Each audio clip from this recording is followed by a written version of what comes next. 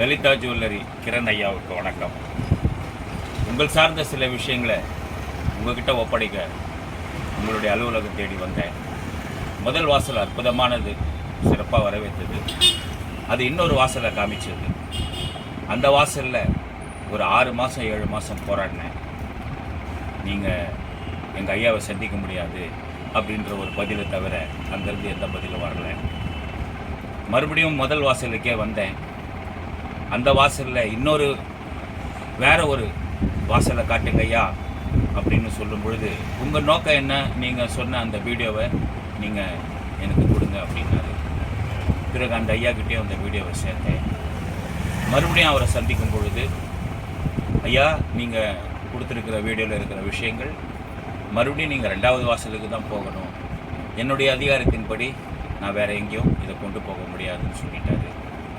மறுபடியும் அந்த 2வது வாசலுக்கு இந்த வீடியோவோட போக மனம் வரலை. ஏன்னா வீடியோலாம் கூடாது, ஆடியோ மட்டும்தான் தேவை அப்படின்னு அந்த வாசல் சொன்ன ஒரு வார்த்தையை மதித்து நான் அங்கே போகலை.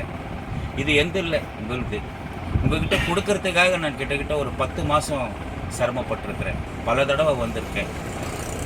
எல்லா வகையிலையும் என்னுடைய வருகைக்கு உங்களுடைய வாசல் நல்ல வரவேற்பு கொடுத்தது. கடைசியாக நான் வரும்பொழுதும் தீபாவளிக்கு ஒரு 4வது நாள் வந்தேன். ஒரு ஸ்வீட் பேக்கெட்டோட தான் இது எங்கள் ஐயா உங்களுக்கு கொடுத்தது அப்படின்னு சொல்லி தான் வழி அனுப்பிச்சி வச்சாங்க. எனக்கு எந்த நோக்கமும் இல்லை. அடிப்படை முதல் நோக்கம் இது உங்களுடைய பொருள் உங்கள்கிட்ட சேர்க்கணும். முயற்சி பண்ணேன், முடியல. அதனால் சமுதாய வெளியிலேருந்து இதை உங்கள்கிட்ட ஒப்படைக்க விரும்புகிற ஐயா. அந்த விஷயம் தொடர்ந்து உங்களுக்கு வரும். நன்றி, வணக்கம். லலிதா ஜுவல்லரி கிரண் ஐயாவுக்கு வணக்கம். உங்கள் மேலே ஏற்பட்ட அன்புனால நான் நீங்களாக மாறி உங்கள் சார்பாக சில விஷயங்களை சிந்திச்சிருக்கிறேன். அது எனக்கானது இல்லை, உங்களுக்கானது. அதை உங்கள்கிட்ட ஒப்படைக்கணும். அதுக்காக தான் இந்த வீடியோ. என் மேலே உனக்கு என்ன அன்பு அப்படின்ற ஒரு கேள்வி வரலாம், கண்டிப்பாக வரும். அதுக்கு காரணம் தான் வெறுப்பு தான். உங்கள் மேலே வந்த வெறுப்புக்கு காரணம் இயலாமை தான், வறுமை தான். 2வது முக்கியமான காரணம், எந்த ஒரு சேனல் எந்த பக்கம் திரும்பினாலும் நீங்கள் தான் நகையோட வந்து நிற்கிறீங்க, வாங்கன்னு சொல்கிறீங்க. மற்ற நகை கடைங்க மேலே வராத வெறுப்பு உங்கள் மேலே வர்றதுக்கு காரணம் அதிகபட்சம் நீங்கள் மட்டுமே விளம்பரங்களில் வர்றது. இது ஒரு ப்ளஸ் பாயிண்ட்டும் கூட. ஏன்னா அந்த நகை அப்படின்னும் பொழுது உங்களுடைய தாக்கம், வாங்குறாங்களோ இல்லையோ, மக்கள் மனத்தில் உங்களுடைய தாக்கம் இருக்குதுன்றது ஒரு காரணம். வெறுப்பில் இருந்த நான் ஒரு நாள் உங்களுடைய வாழ்க்கை வரலாறு நீங்கள் சொன்ன ஒரு வீடியோவை பார்க்க இருந்தது. அதில் பேர் கெட்டு போய் ரொம்ப சிக்கலில் இருக்கக்கூடிய ஒரு சந்தர்ப்பத்தில் இருக்கிற அந்த லலிதா ஜுவல்லரியை நீங்கள் விரும்பி வாங்கினதை நான் கேட்கும் பொழுது எனக்கு ரொம்ப வியப்பாக இருந்தது. ஆழ அகலம் பார்த்து குதிக்கிறதுக்கு பேர் இல்லடா நம்பிக்கை, தலைகளா குதிக்கணும், அதுக்கு பேர் தான் நம்பிக்கை அப்படின்னு என் குருநாதர் சொன்னது எனக்கு அந்த நேரம் ஞாபகம் வந்தது. உங்கள் செயல் வியப்பு கொடுத்தது. இறைவனுடைய அருள் நிறைஞ்ச மனிதர்கள் நீங்களும் ஒருவர் அப்படின்றது என்னால் உணர முடிஞ்சது. அதனால் உங்கள் மேலே இருக்கிற வெறுப்பை நீக்கி அன்பை உருவாக்குறதுக்கான ஒரு செயல்பாடாக அமைஞ்சது தான் இந்த வீடியோவுக்கான காரணம். உங்கள் மேலே வந்த அன்புக்கு காரணம் இதுதான் ஐயா. சுருக்கமாக சொல்லிட்டு இருக்கிறேன். நன்றி ஐயா. முதல் விஷயம், 4 கடை பார்த்துட்டு விலையை விசாரிச்சுட்டு என் கடைக்கு வாங்க, எங்கே கம்மியாக இருக்கோ அங்கே வாங்குங்க அப்படின்றது உங்களுடைய இந்த நிமிஷம் வரைக்கும் உங்களுடைய சிந்தனை. அடுத்தது, ஒரு முறை வாங்க, ஒவ்வொரு முறையும் வருவீங்க, இதுக்கு நான் கேரண்டி. தெளிவாக ஒரு மனிதன் சொல்கிறார், அதை கேட்குறவனுக்கு நான் ஒரு முறை வந்தால் ஒவ்வொரு முறையும் வருவேன்றதுக்கு இவர் எப்படி கேரண்டி கொடுக்கலாம் அப்படின்ற ஒரு எண்ணம் வரலாம், கண்டிப்பாக வரும். அப்போது அங்கே நாம் பயன்படுத்த போகிற ஒரு யுக்தி என்னன்னா, அதுக்கு நான் கேரண்டி அப்படின்னு உங்களுடைய கஸ்டமராக, உங்களுடைய வாடிக்கையாளராக இருக்கக்கூடியவர் ஒருத்தர் நான் கேரண்டி அப்படின்ட்டு உங்கள் கேரண்டிக்கு கேரண்டி கொடுக்கறது யாருன்னா உங்ககிட்ட பொருளை வாங்கக்கூடியவர்கள். அவங்களோட உத்தரவாதம் கொடுக்கக்கூடியவங்க யாருமே இல்லை. சரி, இதில் நான் மட்டுமே தானே என் விளம்பரத்தில் இருக்கேன், வேற யாரையும் பயன்படுத்துங்க, நான் ஏன் இந்த என்னுடைய வாடிக்கையாளரை பயன்படுத்தணும் அப்படின்ற ஒரு கேள்வி வரலாம். நீங்கள் மட்டும்தான் இருக்கிறீங்க, உங்கள் வாழ்நாள் முழுக்க நீங்கள் மட்டும்தான் விளம்பரம் பண்ண போகிறீங்க, மாற்றமே இல்லை. அதில் நான் கேரண்டி, அப்புறம் குடும்பத்தோட நாங்கள் கேரண்டி அப்படின்னு சொல்லக்கூடிய கஸ்டமர்கள் 4-5 நாள் வர போகிறாங்க, 4-5 நாள் வர போகிறாங்க, போக போகிறாங்க. அப்போது அவங்க எத்தனை பேர் இருந்தாலும் யாருமே அங்கே முக்கியத்துவம் இல்லை, எல்லாருக்குமே ஒரு முக்கியத்துவமும் இருக்கு. இதில் நீங்கள் மட்டுமே இருக்கிற விளம்பரங்கள் தொடர்ச்சியாக வரக்கூடிய ஒரு விஷயங்கள் ஒரு சலிப்பையும் உருவாக்கி இருக்கலாம். நிச்சயமாக உங்களுக்கும் அந்த சலிப்பு இருந்தால் அது ஒரு நல்ல விஷயம். ஏன்னா இன்னும் அழகாக இன்னும் நிறைய மக்களுக்கு சொல்லணும் அப்படின்ற ஒரு கிரியேட்டிவிட்டி ஒரு விஷயம் இருந்துகிட்டே இருக்கும், எல்லாருக்குமே இருக்கும். அப்போது வாடிக்கையாளர்களை இதில் சேர்க்கறதுனால பல பலன்கள் இருக்கு.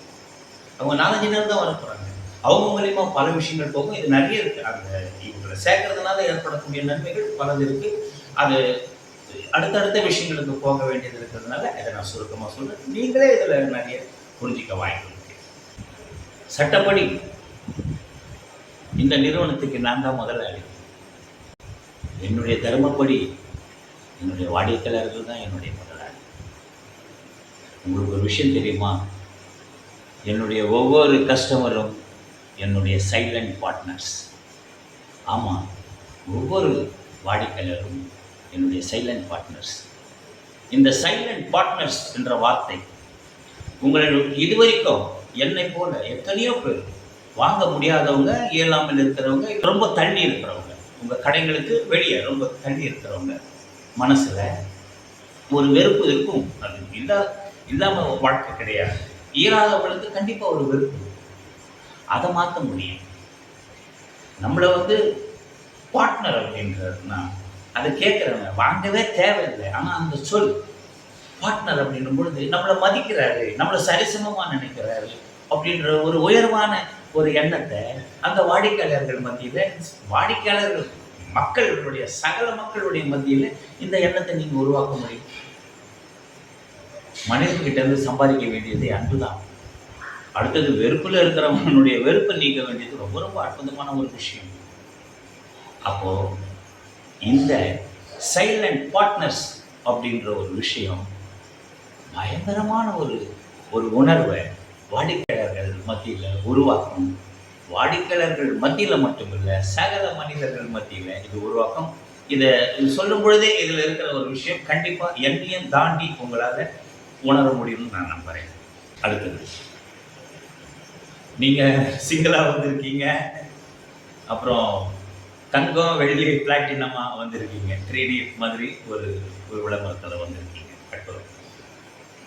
இப்போது நீங்களாக வரீங்க. அதாவது உங்களை மாதிரியே இன்னொருத்தர், உங்கள் மனசாட்சி, உங்கள் ஆத்மா அது வருது, உங்ககிட்ட கேள்வி கேட்குது, உன்னுடைய வெற்றிக்கு என்ன காரணம் நினைக்கிறேன் அப்படின்ட்டு. அப்போ நீங்கள் சொல்கிற பதில், எளிமை தான் என்னுடைய வலிமை, எளிமை தான் என்னுடைய வெற்றி. கூலியில், சேதாரத்தில், லாபத்தில், சகல விதத்திலையும் என்னுடைய பங்கை நான் எளிமைப்படுத்துகிறேன். எவ்வளோ முடியுமோ அவ்வளோ எளிமைப்படுத்துகிறேன். அது எளிமைப்படுத்துறதுனால எனக்கு மன திருப்தி அடையலை. நிறைய மக்களுக்கு நிறைய நான் கொடுக்குறேன். அதனால் என்னுடைய வெற்றி காரணம் எளிமை தான் அப்படின்னு சொல்கிறீங்க. நான் கடன் நடத்துறது உங்கள் லாபத்துக்கு தான். இது ஒரு சாதாரணமான சொல்ல இருக்கலாம், ஆனால் இது பயங்கரமாக மனிதர்களை ஒழுக்கும். என்னுடைய லாபத்துக்காக தான் நான் கடன் நடத்துறேன்றது தான் எல்லாருடைய கான்செப்டும். பொதுவாக இது இயற்கையான ஒரு விஷயம். ஆனால் அதில் இருந்து மாறுபட்டு உங்களுடைய லாபத்துக்காக தான் நான் கடன் நடத்துகிறேன் அப்படின்ற ஒரு விஷயம், ஒரு தியாக மனப்பான்மையும் விட்டு கொடுக்குற மனப்பான்மையும் பல விஷயங்களை உருவாகும். இது ரொம்ப இயற்கையான ஒரு விஷயம். மனிதர்களாக அவர்களோட இணைஞ்சி இருக்கக்கூடிய ஒரு மனிதனாக மாறுற ஒரு மனநிலையை உருவாக்கணும். என்னுடைய இந்த கற்பனைகளே உங்களுடைய வியாபாரத்தை அதிகமாக்கணுன்ற ஒரு விஷயமா இருக்கலாம். அது கடைசி முதல் விஷயமே என்னை போல உங்கள் மேல வெறுப்பு கொண்டிருந்த மனிதனுடைய மனசுல அந்த வெறுப்பை நீக்கலாம். அந்த வெறுப்பை நீக்கக்கூடிய வகையில உங்களை நான் அழகு பார்த்தது தான் இந்த கற்பனைகள். அதிகபட்சம் ஒரு முக்கியமான விஷயங்களை இதுல இப்போ நான் சொல்லியிருக்கேன். காலம் கருதி சுருக்கமா சொல்லியிருக்கேன். இதுல அந்த நான் கேரண்டி, நாங்க கேரண்டி அப்படின்ற ஒரு விஷயம் சொல்லி அது ஒரு முறை வாங்க ஒவ்வொரு முறையும் வருவீங்கன்றதுல ஒரு குழந்தை பிறக்கிறதுல இருந்து அதனுடைய 80வது கல்யாணம் வரைக்கும் குறைஞ்சபட்சம் நன்மையான விஷயங்கள், பாசிட்டிவான விஷயங்கள் இருக்குது. ஒரு மூக்குத்தியிலிருந்து ஒரு கல்யாணத்துக்கு தேவை சகல நகைகள் வரைக்கும் ஒரு முறை வாங்க ஒவ்வொரு முறையும் வருவீங்க அப்படின்ற ஒரு விஷயத்திலேயே குறைஞ்சபட்சம் 30-40 விஷயங்களை அமைப்புகளா அதை நாம வெளிப்படுத்த முடியும். இது நான் சிந்திக்கிற ஒரு விஷயத்த செயல்பாட்டில் இருக்கிற மனிதர்கள் எடுக்கும் பொழுது இன்னும் அழகழகா அதை பிரிச்சு கொண்டு வர முடியும். இந்த ஒரு முறை வாங்க ஒவ்வொரு முறை வருவீங்கல்ல இத்தனை விஷயங்கள் அடங்கியிருக்கு. மனிதனுடைய மனோநிலை மீன்களை பிடிப்பதை காட்டிலும் மனிதர்களை பிடிக்கும் வித்தையை கற்றுத்தருகிறேன், என்னோடு வருகிறீர்களா அப்படின்னு தான் இயேசுநாதர் முதல்ல தேர்ந்தெடுத்த 2 சீடர்கள் கிட்ட கேட்டிருக்காங்க. அந்த மனிதர்களை பிடிக்கும் வித்தை அது ரொம்ப அவசியமானது இந்த உலகத்தில். உங்க மேல ஏற்பட்ட வெறுப்பு, அப்புறம் உங்க வாழ்க்கையில் நடந்த விஷயங்களை நான் கிரகிக்கும் பொழுது எனக்கு ஏற்பட்ட அந்த சந்தோஷம், இப்போ மற்றவங்களுக்கும் அந்த உணர்வுல இருந்து அவங்க நீங்கணும்ன்ற ஒரு அடிப்படை நோக்கத்துல தான் இந்த காட்சிகளை நான் யோசிச்சிருக்கேன். சரி, இது ஒரு 2 வருஷம் 4 வருஷம்ன்ற ஒரு ஏதோ ஒரு குறிப்பிட்ட காலம் வரைக்கும் இதை ஓட்ட முடியும். என்னுடைய காலம் தாண்டி உங்க காலம் தாண்டி இந்த லலிதா ஜுவல்லருடைய காலம் இருக்கிற வரைக்கும் நீங்க ஒரு விளம்பரம் செய்ய போறீங்க. அந்த விளம்பரம் வாழ்நாள் முழுக்க லலிதா ஜுவல்லருடைய வாழ்நாள் முழுக்க இருக்கக்கூடிய ஒரு தன்மையை இயற்கையாவே இயல்பாவே இறைவன் உருவாக்கி வச்சிருக்கான். அதுல அந்த கான்செப்ட் நீங்க ஏத்துக்கலாம், ஏத்துக்காம போகலாம். 2வது விஷயம், இப்போ சொன்னதையே நீங்க ஏத்துக்கலாம், ஏத்துக்காம போகலாம். இதுவும் அடுத்தது இறைவன் அருள். எல்லாமே இறைவனால தீர்மானிக்கப்பட்டிருக்குன்றதுல நான் ரொம்ப நம்பிக்கை கொண்டவன். இந்த விஷயங்கள் உங்களுக்கு பிடிச்சமானதா இருந்தா கண்டிப்பா பிடிச்சமானதா இருக்கும். அது என்னுடைய நம்பிக்கை அதீதமா என்னுடைய விஷயத்தை நானே புலாங்கி நடந்துக்கிற ஒரு மனநிலையிலும் இருக்கக்கூடிய வாய்ப்பு இருக்கு. அப்படி இந்த விஷயங்கள் உங்களை இருந்ததுன்னா உங்களை நேர்ல சந்திச்சு அந்த உன்னதமான அந்த மகானுபாவனு வகையை கொண்ட அந்த சிந்தனையும் அந்த கான்செப்டையும் நான் உங்ககிட்ட சொல்லணும் ஒரு விருப்பம் இருக்கையா. அது அற்புதமானது அப்படின்றத இப்போ நான் சொல்றேன். இப்போ சொன்னதே அற்புதம் அப்படின்ற ஒரு உணர்வு உங்களுக்கு இறைவன் கொடுத்தாங்கன்னா இறைவன் அருள். அதே இறைவனால உங்க முன்னிலையில நான் அந்த வாழ்நாள் முழுக்க லலிதா ஜுவல்லருடைய வாழ்நாள் முழுக்க பயன்படக்கூடிய அந்த ஒரு விளம்பரத்தை நான் உங்களுக்கு சொல்றேன் ஐயா. நன்றி, வணக்கம்.